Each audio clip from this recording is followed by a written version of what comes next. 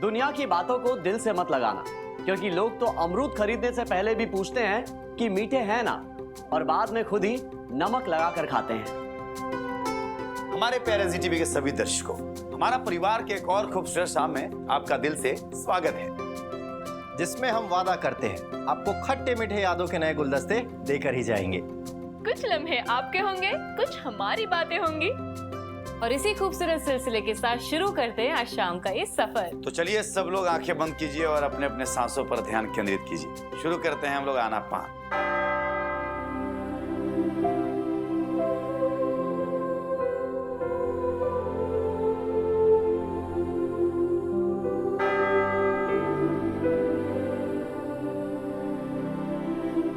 भवतु सब मंगलम। साधु साधु साधु।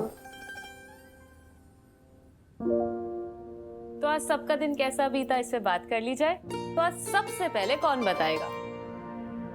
वेदू, आज तुमसे शुरू करें। हमारा आज का दिन तो अच्छा ही था। वैसे हमें दोपहर से राम आश्रय अंकल की चाट खाने का मन कर रहा है। अरे बाप रे। वैसे चाचू, अगर आप हमें चाट खिलाने ले जाते तो हमारे दिन और भी अच्छा हो जाता। वेदी बेटा, तुमने चाट बोल बोल करके हमारी यादें ताजा कर दी। अब हमको भी मन करने लगा चाट खाने का। तो एक काम करते हैं, आज हमारा परिवार जो है भैया चलेगा ठठेरी बाजार और खाएंगे राम खिलावन चाचा का एकदम गर्मा गर्म चाट। अरे नहीं भैया, आपका तो जिंदगी बीत गया ठठेरी बाजार का चाट खाते खाते। आज जाएंगे मनीष चौराहा। कैसे प्रथम भैया? हाँ बिल्कुल। वहाँ खिलाएंगे शुक्ला चाट भंडार का गर्मा गर्म और स्वादिष्ट चाट। अरे एक बार खाएंगे भैया, बार बार जाएंगे। अरे ओ नेताजी, क्या बच्चे को चाट वाट खिला रहे हो? बेटा, चाट वगैरह बहुत अनहेल्दी होता है, ठीक है? स्ट्रीट फूड में बहुत ज्यादा ऑयल होता है, हाई कैलोरीज होती है, ये सब नहीं खाना चाहिए। बात तो मंडी सही कह रही है कि हमारा भी दो चार मित्र है ना, बोला विजय जी चाट खाना बहुत अच्छी बात नहीं है। यदि बेटा अब तुमको चाट खाने का परमिशन नहीं मिलेगा, घर का खाना खाइए, हेल्दी खाना होता है। फिर तो हमारा दिन बेकार हो गया शिवानी मासी। वेदू, तो अभी तुम्हारा दिन ठीक कर देते हैं। मैंडी मौसी और जिस किसी ने भी अभी चाट के बारे में जो कुछ भी बताया है वो सही नहीं है। मतलब चाट खाना अच्छी चीज है? सही नहीं है तो क्या सही है भाई? वेदू, घर में शुद्धता से बना खाना और बाहर के स्ट्रीट फूड में तो कोई मुकाबला नहीं है, क्योंकि घर का खाना स्वादिष्ट होने के साथ साथ पौष्टिक भी है। और बहुत सारे न्यूट्रिशनिस्ट तो ये भी कहते हैं कि बहुत सारी चाट जैसे दही भल्ले, पापड़ी चाट, ये सब सेहत के लिए हानिकारक नहीं होते हैं। ये आप क्या कह रही है दीदी? चाट तो बहुत ज्यादा हाई कैलोरीज वाला फूड है। हाँ मंडी, हमने भी यही सुना है। शिवानी, अरे तुम कहीं कुछ उल्टी गंगा तो नहीं बहा रही हो भाई? जीजू, काशी में ही तो गंगा उल्टी बहती है। वैसे चाट मसालों में विटामिन बी, विटामिन सी और नायासिन जैसे तत्व भी पाए जाते हैं, जो सेहत के लिए बहुत जरूरी होते हैं। शिवानी मासी के पास तो नई नई जानकारियों का खजाना है। वैसे शिवानी मासी, हमें गोलगप्पे बहुत पसंद है। क्या गोलगप्पे खाना सही बात है या गलत बात है? वेदी, काफी लोग समझते हैं कि गोलगप्पे खाना अनहेल्दी है, पर अगर न्यूट्रिशनिस्ट की मानी जाए तो गोलगप्पे का जो आटा होता है उसमें एंटीऑक्सीडेंट्स पाए जाते हैं, जो सेहत के लिए बहुत इंपॉर्टेंट होते हैं। बहुत सारी शरीर की बीमारियों को नियंत्रित करने में भी मदद करते हैं। और तो और, गोलगप्पे के पानी में जो पुदीना पाया जाता है वो पेट के लिए बहुत अच्छा होता है। अरे ओ मैंडी ट्रेंडी, तो समझ में आया, लेकिन तुम्हारा चेहरा देख के हमें ऐसा लग रहा है भाई कि तुम्हें कुछ समझ में नहीं आया है। वो आगे से ना खास ख्याल रखना कि शिवानी भाभी के सामने अपने अज्ञान का पिटारा मत खोलना।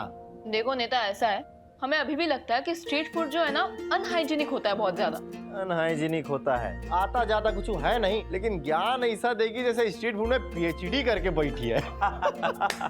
एक मिनट, मेरी बात अभी पूरी नहीं हुई है। अब है, बहुत सारे न्यूट्रिशनिस्ट का ये भी कहना है कि अगर आप ज्यादा मसालेदार या तीखा खाना खाते हैं तो इससे आपके पाचन तंत्र को नुकसान पहुंच सकता है। आपको कब्ज, पेट दर्द और जलन जैसी शिकायतें भी बढ़ सकती हैं। अगर इतनी सारी अच्छाई है तो थोड़ी सी बुराई चलेगी और हम चाट खाने भी चलेंगे। बिल्कुल नहीं। अरे बिल्कुल नहीं पीएचडी साहिबा। अबे बच्चा, अरे तुम्हारी शिवानी मौसी जब इतना बढ़िया बढ़िया बात बता रही है चाट और गोलगप्पे के बारे में, तो एक काम करते हैं, आज चलते हैं बाप बेटी दोनों मिलकर के एकदम खाते हैं चाट और गोलगप्पा। ये हुई ना पापा वाली बात। चलिए भैया, आज कुल मिला जुला के ये फाइनल हुआ कि आज रात को हमारा परिवार जा रहा है मनीष चौराहा शुक्ला अंकल के यहाँ बढ़िया गर्मा गर्म चाट का मजा उठाने। लेकिन कहा है ना भैया, एक खूबसूरत पल का लुत्फ मैंडी नहीं उठा पाएगी, क्योंकि मैंडी खाएगी घर का पौष्टिक खाना, दाल खिचड़ी। वैसे भी हमें स्ट्रीट फूड नहीं ही खाना है, हमारा गला खराब हो जाता है। अच्छा, तुम तो ऐसे बोल रही हो जैसे पूरा दुनिया में सिर्फ तुम ही गाना गाती हो। तुम्हें पता है मैंडी, सुर सम्राज्ञी भारत रत्न स्वर्गीय श्री लता मंगेशकर जी, उन्हें भी गोलगप्पे खाना बहुत पसंद था। और उन्होंने तो अपने एक इंटरव्यू में भी कहा था कि ये जो लोग भी कहते हैं ना कि ये गोलगप्पा चाट आदि खाने से गला खराब हो जाता है, ये सब सिर्फ दिखावा और बहानेबाजी है। बिल्कुल सही कहा है प्रथम भैया। अब बताओ मैंडी, तुम्हें क्या लगता है पूरे दुनिया में सिर्फ तुम ही गायिका हो? ठीक है ठीक है, चलिए ये सब तो चलता रहेगा। जीजू अब आप बता दीजिए आज आपका दिन कैसा था? अरे शिवानी, हम तो बता देंगे अपना दिन कैसा था, लेकिन 2 दिन बाद बताएंगे। और एक बात, अरे भैया वो क्या है कि अपना वीरू जो है ना स्कूल में खेल रहा होगा क्रिकेट और डाल रहा होगा गेंद टप्पे पे टप्पे, तो भैया उसके बिना आज खाएंगे हम लोग जल करके शुक्लाचार्य जी के पास चाट और गोलगप्पे। चलिए प्रथम जी आप ही बता दीजिए आपका दिन कैसा था। जीजू तो 1-2 दिन बाद बताएंगे। चलो कोई बात नहीं, विजय भैया 2 दिन बाद बताना चाहते हैं तो 2 दिन बाद ही सही।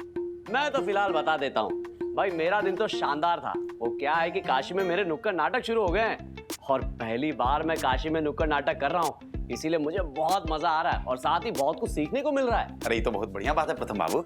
अरे घर में तो एक्टिंग आपका देखते रहते हैं, कभी नुक्कड़ नाटक दिखला दीजिएगा महाराज, थोड़ा आनंद ले लेंगे आपके लाइव एक्टिंग का। बिल्कुल।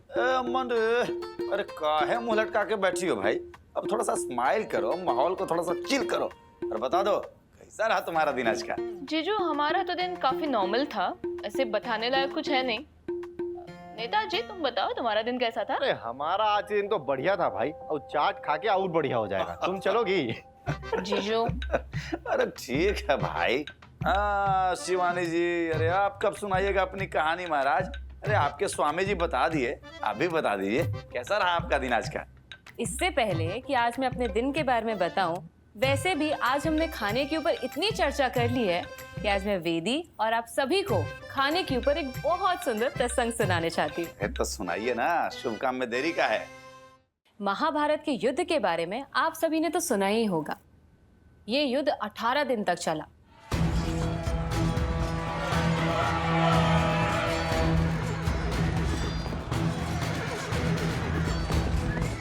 दसवें दिन महावीर अर्जुन के तीखे बाणों से भीष्म पितामह भूमि पर गिर गए।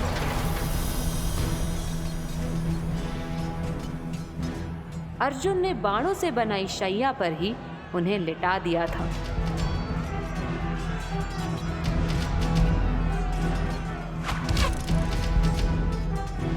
अगले 8 दिनों तक भीष्म पितामह बाणों की शैया पर लेटे लेटे ही युद्ध देख रहे थे।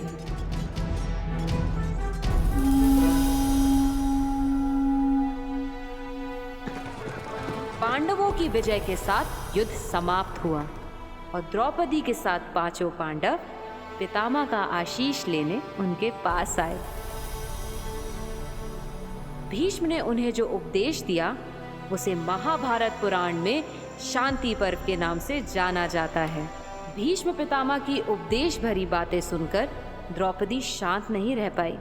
उन्होंने कहा, पितामह, आप उन्हें धर्म का पाठ पढ़ा रहे हैं जो जीवन भर धर्म का पालन करते रहे। अच्छा होता कि आप दुर्योधन, दुशासन और कौरवों को धर्म की मर्यादा समझाते। उस दिन धर्मराज युधिष्ठिर ने द्वयुद्ध क्रीड़ा में पहले अपने आप को, फिर अपने भाइयों को और उसके बाद मुझे भी दांव पर लगा दिया। तब आप चुप क्यों रहे? भरी सभा में जब दुशासन ने मेरा चीर हरण किया तब भी आप एक शब्द नहीं बोले। पांडवों को वनवास, अज्ञातवास भोगना पड़ा, पर आपने कुछ नहीं कहा। तब आपकी धर्म शिक्षा को क्या हो गया था? पितामह, धर्म तो अटल है, उसे सुविधानुसार कहा नहीं जा सकता। यह हास्यास्पद संयोग है कि आप उनके सामने धर्म कह नहीं पाए, जिन्हें धर्म ज्ञान की आवश्यकता थी, और उनके सामने कह रहे हैं जो धर्म पथ के ही पथिक हैं। द्रौपदी के प्रश्नों ने पांडवों को विचलित कर दिया। धर्मराज युधिष्ठिर ने द्रौपदी को शांत हो जाने की आज्ञा तक दे दी, परंतु पितामह ने कहा, पुत्र युधिष्ठिर, द्रौपदी एक विदुषी कन्या है। इसने जो पूछा है उसकी मैं प्रशंसा करता हूँ। द्रौपदी के प्रश्न केवल इस युग के लिए ही नहीं आने वाले, युगों के लिए भी बहुत उपयोगी होंगे। इसलिए अब जो मैं कहने जा रहा हूँ उसे हर एक को ध्यान से सुनना और समझना चाहिए। भाभी, फिर क्या कहा भीष्म पितामह ने? नेताजी, अरे गंगा पुत्र भीष्म पितामह भगवान परशुराम के शिष्य थे। वो धर्म के मूर्ति में संसार के सबसे महान योद्धा थे। और द्रौपदी भी जो थी ना, उनसे बहुत सारा प्रश्न पूछती थी। तो हम भी जो है ना, सुनने के लिए बहुत उत्सुक हैं। शिवानी जी, सुनाइए ना, आगे क्या हो, फिर क्या हो? भीष्म पितामह, जिनके शरीर पर अनगिनत बाण बिंधे हुए थे, परंतु उन्हें इच्छा मृत्यु का वरदान था। इस कारण भीषण कष्ट सहकर भी वे शरीर त्यागने के लिए सूर्य के उत्तरायण होने की प्रतीक्षा करते रहे। द्रौपदी पुत्री, तेरे प्रश्न उत्तम हैं। पिछले बहुत वर्षों से मैं कुरु वंश के एक अपराधी राजा की सेवा करते हुए उसी का मिला अन्न खा रहा था। उस पाप के अन्न के कारण मेरा मन भी मैला हो गया था।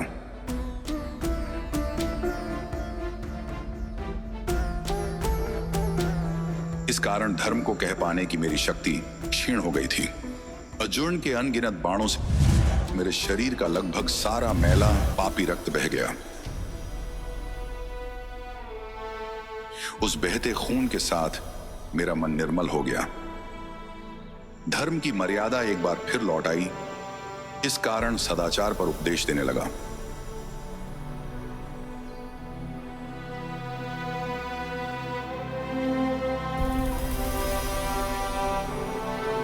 इस प्रसंग के विषय में कहा गया है, जैसा खाओगे अन्न वैसा बनेगा मन।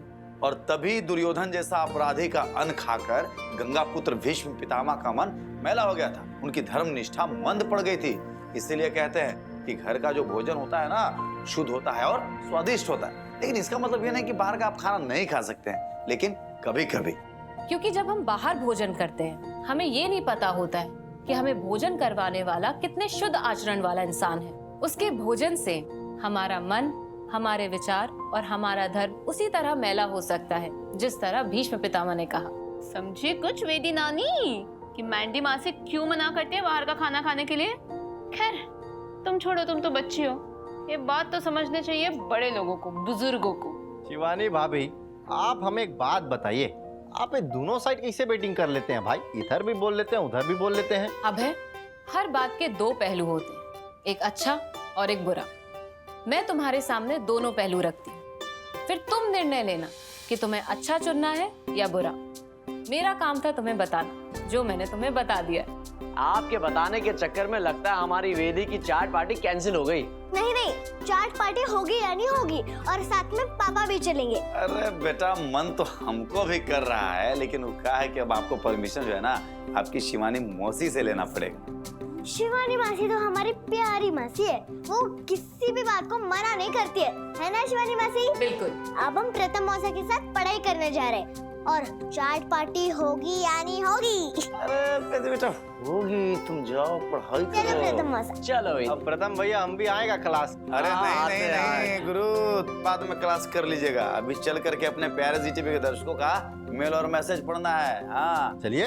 और शिवानी और मंडे, आप लोग जाइए एकदम किचन में, बनाइए कुछ बढ़िया दाल खिचड़ी। अब तो चाट कैंसल, दाल खिचड़ी खाएंगे हम लोग। चलिए। वेदी से झूठ बोला आपने? अरे बच्ची है, मान जाइए।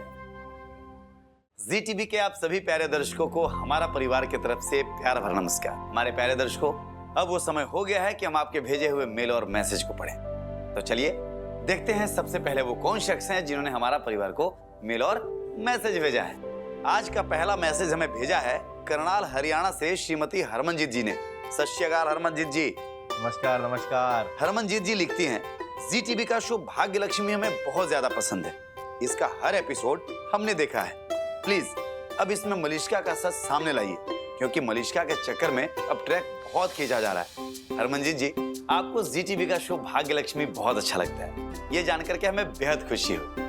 और आपका सुझाव है कि भाग्य लक्ष्मी में मलिष्का का सच अब बाहर आना चाहिए। तो हम आपका ये सुझाव जो है जी टीवी की प्रोग्रामिंग टीम को फॉरवर्ड कर रहे हैं और आपके सुझाव पर वे लोग शीघ्र ही उचित निर्णय लेंगे। अगला मैसेज हमें भेजा है करोला हरियाणा से अल्फिया बाजी जी ने। अल्फिया जी अस्सलाम वालेकुम। अल्फिया जी लिखती है, हमारा परिवार में अभय जिस तरह से मैंडी की डांस वीडियो में मदद करता है वो मुझे बहुत अच्छा लगता है। शुक्रिया शुक्रिया।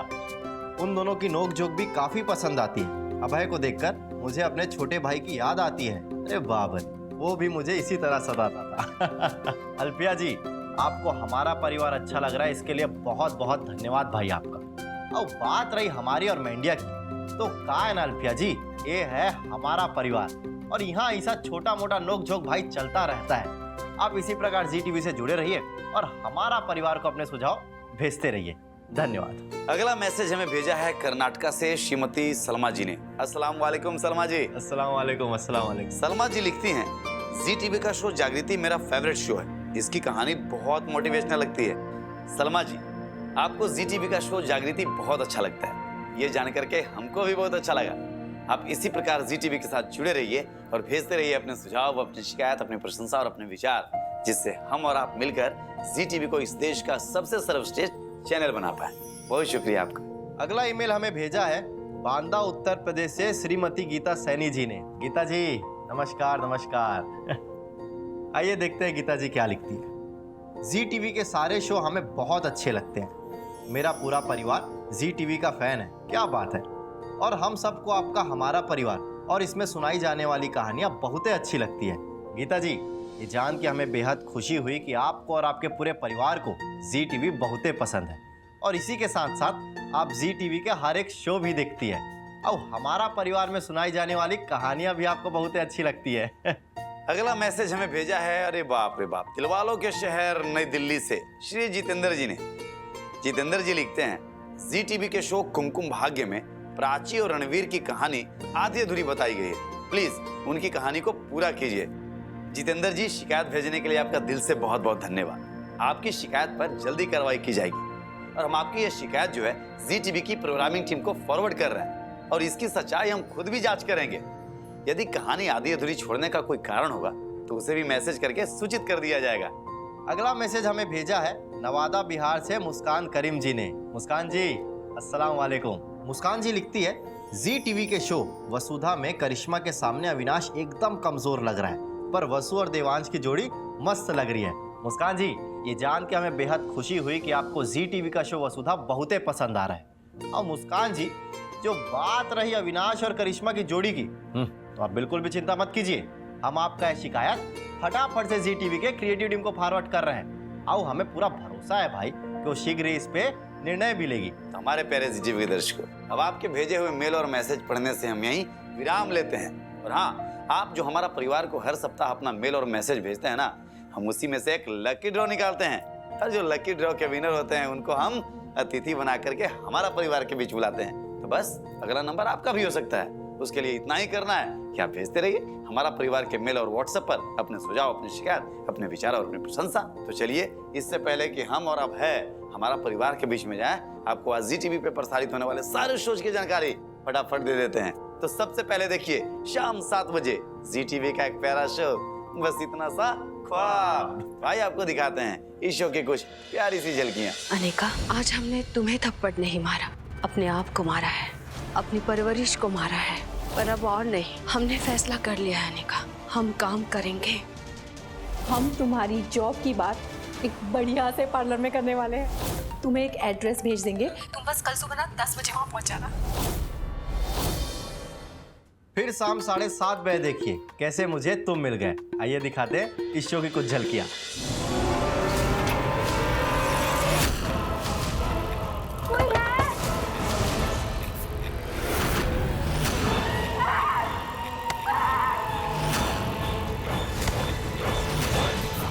रात 8 बजे देखिए जी टीवी का सबसे हिट शो भाग्य लक्ष्मी। तो आइए आपको दिखाते हैं कि भाग्य लक्ष्मी में ऋषि और लक्ष्मी के बीच क्या चल रहा है। लक्ष्मी कुछ तो हमसे हाइड एंड सीक कर रही है। मैं तुमसे वादा करता हूँ, तुम अपना बदला लक्ष्मी से लेकर रहोगी। ये लक्ष्मी की रिपोर्ट्स हैं, तुम रख लो। जी। फिर रात 8:30 बजे देखिए जागृति एक नई सुबह। आइए दिखाते हैं इस शो की कुछ झलकियां। बाय रीता सोलंकी। मैं तुमसे कहा था कि इस हैवान पर तनी को भी भरोसा मत करना। आज हम इसको जान से मार देंगे। नहीं छोड़ेंगे इसको।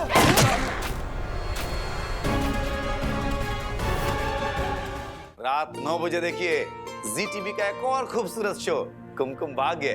तो आइए आपको दिखाते हैं इस खूबसूरत शो की कुछ खूबसूरत झलकियां। आरवी की माँ के साथ अगर कुछ गलत होता है और उसका इल्जाम पूर्वी पर आता है तो आरवी पूर्वी से नफरत करेगा। सब ठीक है ना?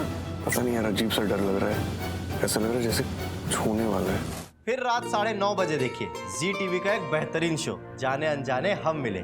आइए दिखाते हैं इस बेहतरीन शो की कुछ बेहतरीन झलकियां। अगर वो मुझे ले जाने नहीं है तो ठीक है, पर अब मैं यही रहूंगी, उसके घर कभी नहीं जाऊंगी।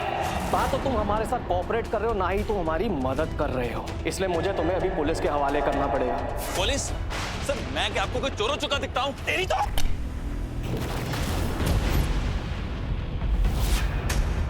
जीत पहुंच गई है मतरूप के पास। अब उसकी इसी हिम्मत का फायदा उठाया जाएगा। अब आएगा डबल मजा।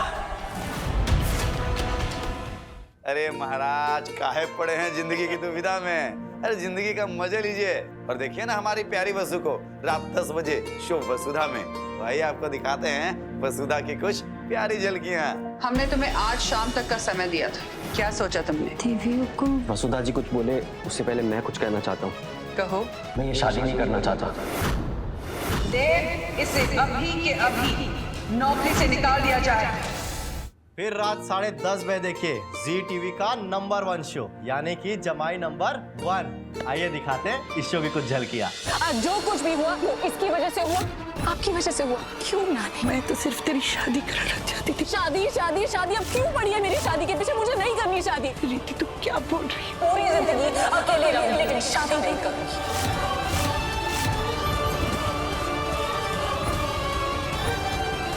रीति की शादी नहीं देख पाऊंगी। क्या महाराज कैसी लगी सारे शोज की झलकियां? मजा आया ना? अरे हम और नेताजी तो खूब मजा लिए, अरे खूब एंजॉय किए और उम्मीद करते हैं कि आप लोग भी खूब एंजॉय किए होंगे। तो चलिए जुड़े रहिए हमारा परिवार और जी टीवी के साथ, क्योंकि प्यार से भरा संसार दिखाएगा हमारा परिवार।